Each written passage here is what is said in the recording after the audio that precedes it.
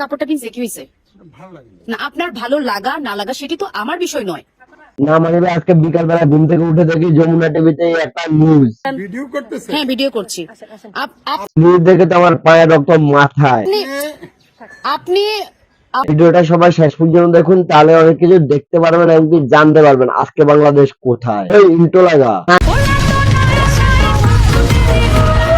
আপনার ভালো লাগা না লাগা সেটি তো আমার বিষয় নয়, সেটি আমার আপনি কথা না, তোমরা নোংরা কাপড় কিনতে বের হইতে পারবা, আর যদি কেউ বলে তোমার এই কাপড় ভালো না, তখন তুমি মানুষকে অপমান করে তাকে অনলাইনে ছোট করবা। এটা কি জাতি মানতে পারবে?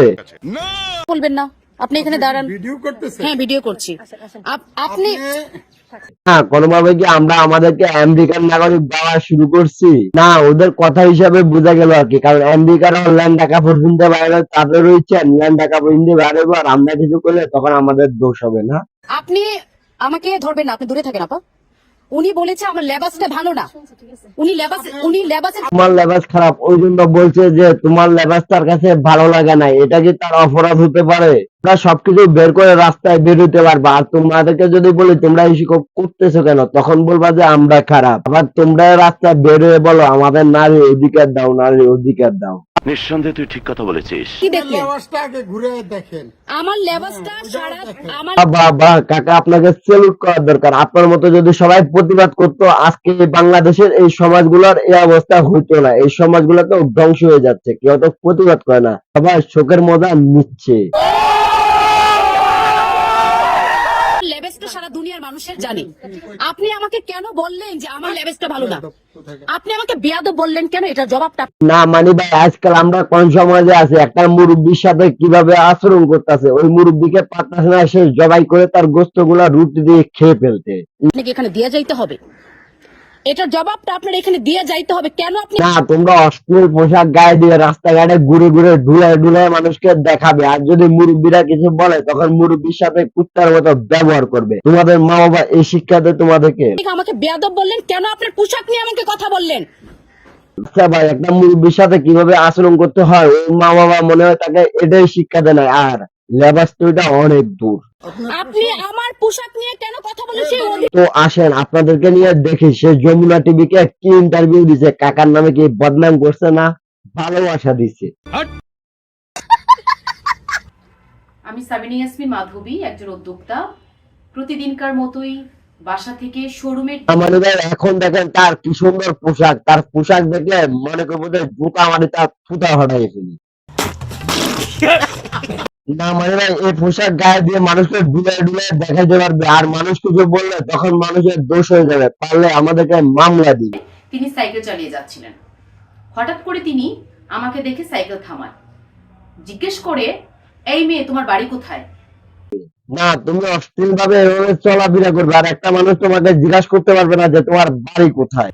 তিনি এমন ভাবে বলছিলেন, আমি খুব অবাক হয়ে বলছিলাম যে আমার বাড়ি। না মানে ভাই, তার ক্ষমাটা দেখে আমার মাথার রক্ত পায়ে উঠে গেছে, পায়ের রক্ত মাথায়। ওটা যদি সামনে পাইতাম না, একবারে মনে হয় গলাটা টিপে মেরে হালাইতাম। কোথায় আপনি জেনে কি করবেন? তিনি বললেন, তোমার লেবাস ভালো না, তোমার পোশাক ভালো না। খারাপ পোশাককে তো খারাপই বলবে, তোমার জন্য কি খারাপ পোশাককে ভালো বলবে? তোমরা খারাপটাকে ভালো করার চেষ্টা করতেছো, আবার নারীর অধিকার খুঁজো। ওনাকে বলছিলাম যে আপনি কেন আমাকে এত আজে বাজে কথা বললেন, সে অধিকার আপনাকে কে দিয়েছে? যখন আপনাদেরকে যে কোনো একটা পুরুষ এসে দর্শন করবে না, তখন সব পুরুষের নাম দিবেন।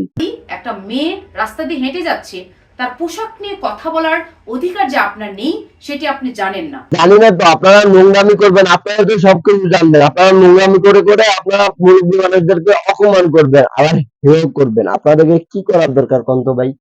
এক পর্যায়ে ওই লোক ক্ষমা চায় এবং তার পরিবারের লোকজনও চলে আসে, তারাও আমার কাছে ক্ষমা চায়। তার পরবর্তীতে আমি ক্ষমা করে দেই বা মানে ভাই, একটা মানুষ তার কাছে ক্ষমা চাওয়ার পরে তাকে হ্যারাসমেন্ট করার জন্য কন্টেন্টটাকে আমার ফেসবুক ইউটিউবে ছেড়ে দিচ্ছেন, ভাইরাল হওয়ার জন্য পাগল হয়ে গেছে। একটা কথা বলি, এরকম ভাইরাল হলে মান ইজ্জত নিয়ে বাড়িতে সানি লিওন যেরকম ভাইরাল হয়েছে মান ইজ্জত নয়, আপনারা সেম অবস্থা হবে। আমাদের সমাজ ব্যবস্থা এমন একটা জায়গায় দাঁড়িয়েছে যে নারীরা স্বাভাবিকভাবে জীবনযাপন চলাফেরা করতে পারে না। না, নারীরা স্বাধীনতা পায় না, নারীদের ল্যান্ডাররা ঘুরে সুযোগ দিতে হবে, তাহলে তারা স্বাধীনতা পাবে, এর আগে তারা স্বাধীনতা পাবে না। তাদেরকে যতই না স্বাধীনতা দাও না কেন, তারা স্বাধীনতা পাবে না। তাদেরকে ল্যান্ড হওয়ার স্বাধীনতা দাও, কাপড় খুললে সবাই দেখায় দেখায় ঘুরুক, ওইটা তাদের স্বাধীনতা হবে। তো কাম কথা বলেন, যারা এরকম মেয়ে পেতে চান তারা এখন থেকে সাবধান হয়ে যান, কারণ বাণিজ্যটি হলো বড় জিনিস। এর মতো বেড়াই যায় না, এমন একটা মেয়ে আমার মনে হয় মেয়ে থেকে ছেলে হলে খারাপ হবে না। ওই জামানি এই মুরব্বীর সাথে যেভাবে কথা বলতেছে, আমার ওই জন্য মনে হলো এই মনে হয় শরীর থেকে শরীর হয়ে গেছে। তো যারা যারা এই ভিডিওটা দেখছেন, আপনাদের কাছে কি মনে হলো একটু কমেন্ট করে জানাবেন, এরকম মেয়েদেরকে কি করার দরকার। তো ভিডিওটা এই পর্যন্ত, যারা যারা শেষ পর্যন্ত দেখছেন অসংখ্য অসংখ্য ধন্যবাদ। চ্যানেলে যদি নতুন হন প্লিজ চ্যানেলটাকে সাবস্ক্রাইব করেন, ফেসবুক পেজ থেকে দেখলে ফলো করবেন। আল্লাহ হাফেজ, আসসালামু আলাইকুম। আর হ্যাঁ, নামটা মনে রাখবেন।